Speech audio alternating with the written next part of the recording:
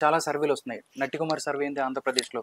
శ్రీకాకుళం నుంచి హిందూపూర్ దాకా తిరుగుతున్నారు 'నట్టికుమార్.' ఏం చెప్తారు మీరు? శ్రీకాకుళం 8 సీట్లు గెలుస్తున్నాం. 2 ఓకే. సీట్లు నువ్వా నేనా ఉన్నాయి. హ్మ్. విశాఖపట్నం మొత్తం స్లీప్ చేస్తున్నాం. హ్మ్. అనకాపల్లి జిల్లా మొత్తం స్లీప్ చేస్తున్నాం. హ్మ్. విజయనగరం జిల్లాలో హ్మ్. 50-50. ఓకే. విజయనగరం జిల్లాలో 50, మన్యం జిల్లాలో 50-50. హ్మ్. మొత్తం టోటల్ ఈస్ట్ గోదావరిలో 80% గెలుస్తున్నాం. 20% నువ్వా నేనా అని ఉన్నాయి. ఓకే. వెస్ట్ గోదావరిలో 80% గెలుస్తున్నాం. 20% నువ్వా నేను ఉన్నాయి. హ్మ్. కృష్ణా జిల్లాలో 60 మాకు, 40 వాళ్ళకి. హ్మ్. అది 40 కూడా నువ్వా నేనా అని పొజిషన్ ఉంది. 60% గుంటూరు జిల్లాలో మాకు ఉంది. 40% నువ్వా నేనా అని పొజిషన్ ఉంది. హ్మ్. పల్నాడు జిల్లాలో వచ్చి వాళ్ళకి 60, వాళ్ళకి 50, మాకు 50, నువ్వా నేనా పొజిషన్లో ఉంది. హ్మ్. నెల్లూరు జిల్లాలో 80% మేము గెలుస్తున్నాం. 20% నువ్వా నేనా అని ఉన్నది. హ్మ్. అక్కడ వేమిరెడ్డి ప్రభాకర్ రెడ్డి గారు గెలుస్తున్నారు. ప్రశాంత్ రెడ్డి గారు గెలుస్తున్నారు. హ్మ్. విజయసాయి రెడ్డి గారు ఓడిపోతున్నారు. చెన్నై టికెట్ కూడా ఆల్రెడీ వేసుకున్నారు. మీరు కావాలంటే కూడా చూసుకోవచ్చు. ఫస్ట్ ఓడేది విజయసాయి రెడ్డి గారు, ఫస్ట్ గెలిచేది పవన్ కళ్యాణ్ గారు. హ్మ్. ఈ రెండు చూసుకోండి. హ్మ్. ఓకే, తర్వాత లోకేష్ గారు గెలుస్తున్నారు. అక్కడ మొత్తం టోటల్‌గా సీట్లు ఎన్ని సీట్లు కూటమికి రాబోతున్నాయి? ఎన్ని సీట్లు టోటల్గా వైఎస్ఆర్‌సీపీకి? 75 సీట్లు స్లీప్ చేస్తాం. హ్మ్. 50 సీట్లు తక్కువ మెజార్టీతో నువ్వా నేను మెజార్టీతో వస్తాం. హ్మ్. ఇది నిజం మాట్లాడుతున్నాను. నేనేదో కావాలని ఒక పార్టీ కోసంగా హ్మ్. 75 సీట్లు స్లీప్ చేస్తే హ్మ్. మాకు ఆల్రెడీ ఏ సర్వేలు తీసుకుని వాళ్ళ దగ్గర వైసీపీ దగ్గర ఉన్నసి హ్మ్. 75 సీట్లు మేము గెలుస్తున్నాం. 50 సీట్లు మాత్రం నువ్వా నేనని మెజార్టీతో ఏదైనా 2000, 3000, 5000, 1000, 1500 మెజార్టీతో గెలుస్తాం. హ్మ్. తక్కువ సీట్లు షర్మిలారెడ్డి గారి వల్ల షర్మిలారెడ్డి గారు ఒక సీటు గెలిచే అవకాశాలు ఉన్నాయి. లేకపోతే సెకండ్ ప్లేస్ వచ్చే అవకాశాలు ఉన్నాయి. హ్మ్. వాళ్ళకి కూడా ఎమ్మెల్యేలు కూడా నలుగురు ముగ్గురు ఎమ్మెల్యేలు వచ్చేటట్టు ఉన్నాయి. సెకండ్ ప్లేస్ వాళ్ళు కూడా కొన్ని థర్డ్ ప్లేస్ వైసీపీ వెళ్ళిపోయే పరిస్థితి ఉంది. హ్మ్. ఇంకోటి కూడా చెప్తున్నా, కూటమి మేము గర్వంగా చెప్తున్నాం. కాంగ్రెస్ ఈరోజు షర్మిలారెడ్డి గారి వల్లే మన చంద్రబాబు నాయుడు గారి కూటమి అధికారంలోకి వస్తుంది. డిఫరెన్స్ 6% మాత్రమే ఉంది. ఆ 6% ఆమె చేస్తుంది. వైసీపీకి నష్టం వచ్చింది షర్మిలారెడ్డి గారు, సునీతారెడ్డి గారి. అది 100% ఎన్ని కూటములు వేసుకున్నా, ఎన్ని పై ఎత్తులు వేసుకున్నా 100% సపోర్టెడ్. హ్మ్. అంటే అన్నయ్య నిజాలు బయటపెట్టి మొత్తం టోటల్గా ఎలాంటి వాడు నిజం బయటపెట్టిన అక్క జిల్లాలకి హ్యాట్సాప్. ఈ రోజు వాళ్ళ గవర్నమెంట్ వెళ్తూ చంద్రబాబు నాయుడు గారి గవర్నమెంట్ వస్తుంది. షర్మిలారెడ్డి గారి పర్ఫార్మెన్స్ 29 ఇస్ బెటర్ థింగ్ ఉంటుంది. పోసాని కృష్ణమురళి గారు మాట్లాడిన మాటలు మెగాస్టార్ చిరంజీవి గారికి ఆపోజిట్గా ఒక మాట్లాడారు. ఈరోజు ట్రెండ్ అవుతున్నాయి. ఏం చెప్తారు సార్, విన్నారా? పిచ్చోలు మాట్లాడిన మాటలకు కూడా మన పరిధిలో తీసుకోవాలంటే మనకి చిరంజీవి గారు ఎక్కడ మాట్లాడారు, చిరంజీవి గారు ఎక్కడ, పిచ్చోలు ఎక్కడ, రెండు విషయాలు. ఎందుకంటే పోసాని కృష్ణమూర్తి అన్న నేను ఇప్పుడు మనం ఏమైనా తిడితే ఉదయం లెగిస్తే మనం ముఖముఖాలు చూసుకోవాలి. ఎందుకంటే ఉదయం లెగిస్తే అందరూ ఎక్కడ సినిమా ఇండస్ట్రీలో ఉంటాం. ఉదయం లెగిస్తే ఆయన మంచి ఫ్రెండ్స్. కానీ ఫస్ట్ నేనేం చెప్తున్నానంటే వైసీపీకి ఉండండి, తప్పలేదు. నేను టీడీపీకి సపోర్ట్ చేస్తున్నా, నేను టీడీపీకి సపోర్ట్ చేస్తాను. దాంట్లో ఆ వీడియోలో నీకు ఏం తప్పు అనిపించింది? రాజకీయంగా ఎదుర్కో. అసభ్యక పదజాలాలతో మాట్లాడి అంతకన్నా ఎక్కువ పదజాలాలు మనం మాట్లాడగలుగుతాం. మీకంటే ఎక్కువ పదజాలాలు మాకు వచ్చు. ఫస్ట్ నేను నేర్చుకున్న తర్వాత మీరు నేర్చుకున్నారు. అంటే మీరు కాదు, మళ్ళీ పోసాని కృష్ణమురళి. మళ్ళీ ఏం చెప్తున్నానంటే మనం ఈ 5 రోజులు అయిపోతే ఎలక్షన్స్ అవుతాయి. ఓటర్ అనేవాళ్ళు నిర్ణయం తీసుకున్నారు. ఆ ఓటర్ ఎవరికి ఓటు వేయాలి అనేది నిర్ణయం తీసుకుంటే ఇష్యూస్ బేస్డ్ మాట్లాడండి. మీకు దమ్ము ఉందా అని అడిగాను. మళ్ళా నీకు దమ్ముందా? పోలవరం ఎందుకు అవ్వలేదు? దమ్ముందా? ఆంధ్రప్రదేశ్లో రోడ్లు అద్దానంగా ఉన్నాయి, నీకు దమ్ము ఉందా చెప్పడానికి? జగన్మోహన్ రెడ్డి గారి తరపున కానీ నువ్వు జగన్మోహన్ రెడ్డి గారు అడిగిన కానీ చెప్పగలవా? ఎంప్లాయ్మెంట్ ఎందుకు రాలేదంటే నువ్వు చెప్పగలిగావా? ఎఫ్డీసీ చైర్మన్గా నువ్వు ఫెయిల్ అయిపోయావు. ఎందుకంటే ఇన్ఫ్రాస్ట్రక్చర్ పెట్టగలిగావా? స్టూడియో పెట్టగలిగావా? నా సినిమా ఫీల్డ్కి ఒక్కటైనా న్యాయం చేయగలిగావా? 160 జీవో ప్రకారం 325 ఎకరాల మా ఇటుగట్లో భీముడిపట్నంలో భూమిని తీసుకొచ్చి ఒక సినిమా వాళ్ళకి ఒక్క ఎకరమైనా ఎవరికైనా ఇవ్వగలిగావా? సినిమా వాళ్ళకి ఒక్కదానికైనా తీసుకొచ్చి మాకు చర్చలు జరిపావా? ఎఫ్డీసీ చైర్మన్ అంటే వారధి, కానీ ఎఫ్డీసీ చైర్మన్ ఇచ్చింది నువ్వు ముగ్గురిని తిట్టడం కోసం ఇచ్చారు. నీకు ఎందుకు ఇచ్చారు? ఒకటి పవన్ కళ్యాణ్ గారిని, ఒకటి లోకేష్ గారిని, ఒకటి చంద్రబాబు నాయుడు గారిని తిట్టడానికే నీకు ఇచ్చారు పోస్ట్ తప్ప నీకు అసలు నేను ఎవరో పట్టించుకోరు. ఒకటి నీ వల్ల వైసీపీకి 4 ఓట్లు పోతాయో తప్ప నీ వల్ల ఎవడు ఓటేయడు. నీ భాష మేము మాట్లాడగలుగుతాం. మేము ఒకటి అడుగుతున్నాం, ప్రజలు నిర్ణయం ఒకటే. నిర్ణయిత ప్రజలు. నీకు 3000 వస్తుంది పెన్షను. నీ బిడ్డకు ఉద్యోగం ఉందా? నీ బిడ్డ ఉద్యోగస్తుడు అయ్యాడా? నీకు డబుల్ బెడ్రూమ్ ఇల్లు వచ్చిందా? మీరు ప్రశాంతంగా బతకగలుగుతున్నారా? ఒక ఆటో డ్రైవర్ మీకు నెలకు సంవత్సరానికి 10,000 వస్తుంది. ఆటో డ్రైవర్ రోడ్ల మీద చక్కగా రోడ్డు వెళ్ళగలుగుతుందా? మీరు జగన్మోహన్ రెడ్డి గారికి ఓటేయండి. మీ పంచాయతీల్లో పంచాయతీ కరెక్ట్గా నడుస్తుందా, పంచాయతీ ఫండ్స్లో మొత్తం టోటల్గా ట్యాక్స్లు కరెక్ట్గా కట్టి మీకు అది డెవలపింగ్ కరెక్ట్గా అడుగుతుందా, చెత్త పన్ను వేస్తున్నారా, చెత్త పన్ను ఇవ్వకుండా ఫ్రీగా ఇచ్చాడా, ఇవన్నీ కూడా వాలంటీర్స్ మీ దగ్గరికి వస్తున్నారు. వాలంటీర్స్కి ఒకటే చెప్తున్నాం, మీకు చంద్రబాబు నాయుడు గారు వచ్చిన వెంటనే 10,000 రూపాయలు మీకు కంపల్సరీ ఇస్తాడు. అది వైసీపీ కార్యకర్తలకు ఎవరు నిజమైన వాలంటీర్స్ అందరూ ఉన్నవారు, రిజైన్ చేసి వెళ్ళిపోతున్న వాళ్ళందరూ వైసీపీ కార్యకర్తలు. వారు మేము ఎన్నికల కమిషన్కి ఏదైతే చెప్పామో అది నిజంగా వాళ్ళు వెళ్ళిపోతున్నారు. దాంట్లో వాళ్ళు ఒప్పుకున్నారు కూడా. ఎవరు? ధర్మన ప్రసాద్ గారు, దువ్వాడ శ్రీనివాస్ గారు, మన పేరు నాని గారు. ఎస్, మా కార్యకర్తలకే మేము వాలంటీర్గా ఇచ్చామని అంటే ఒప్పుకున్నారు. చెప్పగానే చెప్పారు, ప్రజలందరూ డేటాలో మేము పెట్టుకున్నాం, వాళ్ళ డేటాలో మేము ఏమైనా ఉపయోగించుకుంటాం. అది ఇంకా మేమేమంటున్నాం అంటే, పోసాని కృష్ణమురళి గారు దీని మీద సమానం చెప్పండి.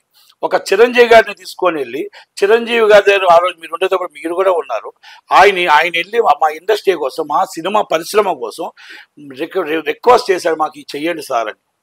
అది రిక్వెస్ట్ చేసిన దండం పెడితే దాన్ని కూడా వీడియో బయటికి రిలీజ్ చేశారు. మరి ఇది ఎంత దాకా కరెక్ట్? అంటే ఇది జగన్మోహన్ రెడ్డి గారికి తగునా, మీకు తగునా? మీరు సినిమా ఇండస్ట్రీలో ఉన్నారా, మీరు బయట ఎక్కడ రోడ్డు మీద ఉన్నారా? మీరు వైసీపీ కార్యకర్త ఈ రోజు ఉండొచ్చు, మీ కళ మధ్యలో మిమ్మల్ని పెంచింది ఈ సినిమా ఇండస్ట్రీయే మిమ్మల్ని పెంచింది. అందుకే FDC చైర్మన్ అన్నారు. ఫిలిం డెవలప్మెంట్ కార్పొరేషన్ అంటే మీరు వారధి, సినిమా వాళ్ళకి గవర్నమెంట్కి వారధి. మా కష్టాన్ని వాళ్ళకి చెప్పాలి, అటు నుంచి వచ్చింది మాకు చెప్పాలి. ఛాంబర్లు మాకు ఉన్నాయి, నేను ఛాంబర్ కౌన్సిల్ జాయింట్ సెక్రటరీగా, X film chamber of commerce చైర్మన్గా నేను మిమ్మల్ని అడుగుతున్నా, ఒకటే అడుగుతున్నా, మీరు సినిమా ఫీల్డ్లో ఉండి మా సినిమా వాళ్ళే తిట్టడం ఎంత దాకా కరెక్ట్? తిట్టడానికి మీకు ఎంత డబ్బు ఇచ్చారు? తిట్టడానికి ఎంత డబ్బు ఇచ్చారు? 100 కోట్లు ఉన్నాయన్నారు. మీరు 100 కోట్లు ఈరోజు దారాదత్తం చేసేయగలుగుతారా? మీరు రూపాయి తీసుకోకుండా నేను మాట్లాడుతున్నాను అంటారు. చిరంజీవి మీకు పర్సనల్గా మీకు ఏమైనా చెప్పాడా? చిరంజీవి గారు మిమ్మల్ని ఏమైనా ఒక మాట అన్నాడా? పవన్ కళ్యాణ్ గారు మిమ్మల్ని ఏమైనా అన్నాడా? సీట్లు అమ్ముకున్నారు, 18 సీట్లు వచ్చినాయి, సీట్లు అమ్ముకుంటే సిగ్గు లేకుండా సీటు చిలకలూరు బ్యాట్కి ఎంత ఇచ్చాడు డబ్బులు? చిలకలూరు బ్యాట్లో ఆడవాళ్ళు చీపురు గట్లతో కొట్టారు. ఏమయ్యా, ఆడవాళ్ళు చీపురు గట్లతో కొట్టారు. ఎందుకంటే నీకెవడయ్యా ఓటేస్తాడు అని అడిగారు. ఈయన చెప్పాడు, మీరు నువ్వు కమ్మోడివి, మీ కాపుల పార్టీలో చేరావు రానివని అన్నారని. అది కాదు, నీలాగా ఇంగిత్తు లేనివాడు, నీలాగా లేడీస్కి మర్యాద ఇవ్వలేని వాడు, నువ్వేం మాట్లాడావో తెలియని పిచ్చోడు కాబట్టి, మెంటల కృష్ణ కాబట్టి, ఆ PRP వాళ్ళు నీకు మంచోడు కాబట్టి నీకు సీట్ ఇచ్చారు. నిన్ను గెలిపించడం కాదు కదా, నీకు డిపాజిట్లు కూడా రావురా బాబు, ఇక్కడి నుంచి పొమ్మని తోసేశారు. ఒక బ్యాగ్ ఎట్టాడు, ఒక సాప్ ఎట్టాడు, పరస ఎట్టాడు, నెత్తి మీద పెట్టెట్టుకున్నాడు. అయిపోయిన వెంటనే వచ్చేసాడు. ఫస్ట్ ఇళ్ళతోడు కార్లు వెళ్ళాడు, నేను కూడా చూసా, ఇక్కడే ఇల్లు మా ఎదుర్కొంటేనే. మళ్ళీ తర్వాత వచ్చే అన్ని నెత్తి మీద ఎత్తుకుని వస్తున్నాడు, బ్యాగు తిండే గిండే. ఏమైందని అడిగితే ఆల్రెడీ తను తగిలేశారు అక్కడ చిలకలూరు బ్యాట్ నుంచి అన్న. అయిపోయిన వెంటనే కట్ చేస్తే మళ్ళీ కేసీఆర్ ఆయన తిట్టాడు, కేసీఆర్ ఆయన ఈయన తిట్టాడు. అంటే తిట్టడానికే ఆయన పుట్టాడు కనుక తిట్టమనండి. కానీ లేడీస్ని, వాళ్ళ భార్యను కానీ, ఎందుకంటే వాళ్ళ మాకు సొంత ఇంట్లో వాళ్ళ కింద లెక్క కదా, అవతలైన is the families respect. First నువ్వు మనిషి అయితే రెస్పెక్ట్ ఇచ్చి రెస్పెక్ట్ తీసుకోవాలి. మీరు ఎథిక్స్ మీద మాట్లాడండి, ఇష్యూస్ బేస్డ్ మాట్లాడండి. పార్టీ గెలుస్తుందా గెలదా, పార్టీ ఓడుతుందా, పార్టీ ఏం చేసింది అభివృద్ధి, చంద్రబాబు నాయుడు గారు ఏం చేస్తారు, రేపు మొత్తం టోటల్గా రాజధాని లేని రాష్ట్రానికి అమరావతి చేస్తాడా చేయడా? మీరు అమరావతి ఎందుకు చేయలేదు? పోనీ విశాఖపట్నం ఎందుకు చేయలేదు? మీరు కర్నూలు ఎందుకు చేయలేదు? మీకు చేత కాదా, చేతనైందా? జగన్మోహన్ రెడ్డి పాలనలో మొత్తం ఒక గులకరాయి వచ్చింది, గోడకత్తి వచ్చింది, ఎన్ని కత్తులు వస్తాయి, ఎంతమంది బలైపోతారు. ఒక వైఎస్ వివేకానంద రెడ్డి గారి హత్య ఏం జరిగిందో తెలియదు. రాష్ట్రాన్ని కాపాడలేను, ఇంట్లో వాళ్ళనే కాపాడుకోలేనాడు, రాష్ట్రాన్ని ఏం కాపాడుతాడు? ఒకటేసారి పిఠాపురంలో ఓడిస్తానని చెప్పి ముద్రగడ పద్మనాభరెడ్డి గారు తిరుగుతున్నారు. వాళ్ళ కూతురు ఇంట్లో వస్తే, వాళ్ళ కూతురు కూడా నాకు సోదరుతో సమానం. మాకు ఆయన పెద్ద ఆయన అంటే మా కాపు నాయకుడిగా నేను పోరాట సమితిలో నేను కూడా చేశాను 93లో ఆయనతో పాటే. కానీ కాపు నాయకుడిగా ఆయన అంటే గౌరవం, వైసీపీ నాయకుడిగా గౌరవం లేదు. అలాగే నాకు ఎలాగలేదో ఇంకొకరికి ఎలాగలేదో అక్కడ ఉన్న కత్తిపూడి అవ్వచ్చు, శంఖవరం అవ్వచ్చు, కాకినాడ అవ్వచ్చు, అమలాపురం అవ్వచ్చు, రావులపాలెం అవ్వచ్చు, రామచంద్రపురం అవ్వచ్చు, పత్తిపాడు అవ్వచ్చు, ఎక్కడైనా మన టోటల్గా పిఠాపురం అవ్వచ్చు, ఎక్కడ కూడా కాపులందరూ యాంటీగా ఉన్నారు.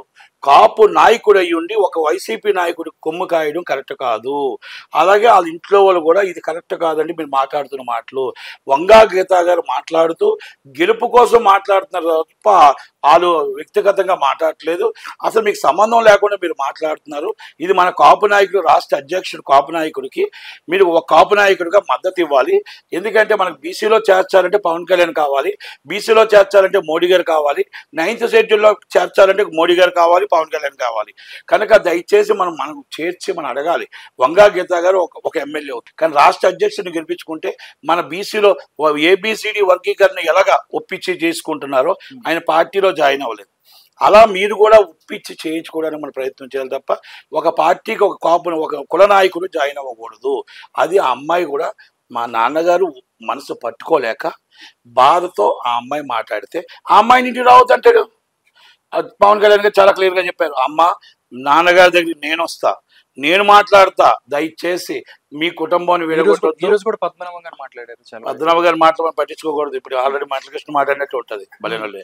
పద్మనాభ గారు మాట్లాడి కొంచెం ఆయనకు ఆల్రెడీ అయిపోయింది ఫస్ట్, దానికోసం మాట్లాడు. ఎందుకంటే ఆయన అంటే is very respect and very గౌరవం.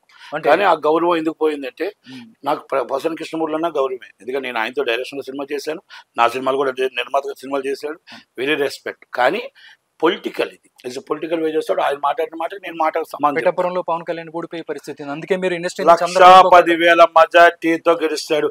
అభిమానంతో సినిమా ఆర్టిస్టులు వస్తున్నారు, 1,10,000 మెజార్టీతో గెలుస్తున్నాడు. జూన్ 9వ తారీఖు 10వ తారీఖు పెట్టుడు ముహూర్తం పెట్టుకోమనండి, పద్మనాభ రెడ్డి గారు నామకరణం చేసుకోమనండి. మళ్ళా చెప్తున్నా, 1,10,000 మెజార్టీతో గెలుస్తున్నాడు. వంగా గీత గారికి డిపాజిట్లు పోతున్నాయి. నాట్ ఓన్లీ వంగా గీత, నా సోదరికి కాదు, వైసీపీకి డిపాజిట్లు గల్లంతో ముద్రగడ పద్మనాభం గారు ఓడిపోతూ ముద్రగడ పద్మనాభ రెడ్డిగా మార్చుకుంటున్నారు. అది జూన్ 9 అది 10 పెట్టుడు ముహూర్తాలు పెట్టుకుంటే మంచి ముహూర్తం ఉంది, పేరు మార్చుకుంటారు. ఈయన జూన్ 4 ప్రమాణ స్వీకారం చేస్తాడంట జగన్మోహన్ రెడ్డి గారు. జూన్ 4 రిజల్ట్స్ రాకుండా నీకు అసలు గవర్నర్ కి నీకు మొత్తం టోటల్ గా ఎమ్మెల్యే సీట్లు ఇవ్వకుండా రిజైన్ చేస్తా ప్రమాణ స్వీకారం చేస్తావు. ఓహో, ఆయన ఇంట్లో కూర్చొని ప్రమాణ స్వీకారానికి ట్రయల్ చేస్తాడా? ఆహా, అంటే అక్కడ రిజల్ట్స్ వస్తూ ఉంటాయి. అయ్యా నేను ఓడిపోయాను కనుక మళ్ళా నేను ప్రమాణ స్వీకారం, నేను సీఎంగా ఉండటానికి నేను ప్రయత్నం చేశాను అని జూన్ 4 ప్రమాణ స్వీకారం ఆయన కాదు చేసుకుంటాడు. ఎవరెవరు ఉంటారు? సాక్షి టీవీలో ఒకటి భారతి గారు, సజ్జల రామకృష్ణారెడ్డి గారు, ఆయన మొత్తం టోటల్గా రెడ్లు ఎవరైతే ఉన్నారో అక్కడి నుంచి ఆ చివరి రెడ్డి విజయసాయి రెడ్డి గారు, ఈ చివరి బొత్స సత్యనారాయణ గారు, ఆ చివరి దోచుకున్న ఎంబీవీ సత్యనారాయణ గారు. సార్ మనం దాచుకుందాం అనుకున్న దాచుకునేది మొత్తం ప్రజలు సార్ మనకు మొత్తం కొంపలు ముంచారు సార్. ఇప్పుడే తెలిసిన వార్త, మనకి 23 సీట్లు వచ్చాయి సార్. ఇప్పుడు అది కూడా 23 సీట్లు 3 సీట్లు ఓడిపోయి పట్టి ఉన్నాం సార్. మీకు కూడా మెజార్టీ పడిపోయింది సార్, 10,000కే వచ్చింది సార్ మెజార్టీ. విజయసాయి రెడ్డి గారు ఓడిపోయారు సార్, ఎంబీవీ సత్యనారాయణ గారు అవుట్ సార్, బొత్స సత్యనారాయణ కళా వెంకట మీద ఓడిపోయాడు సార్. అది 4వ తారీఖు నాడు ప్రమాణ స్వీకారం వాళ్ళది.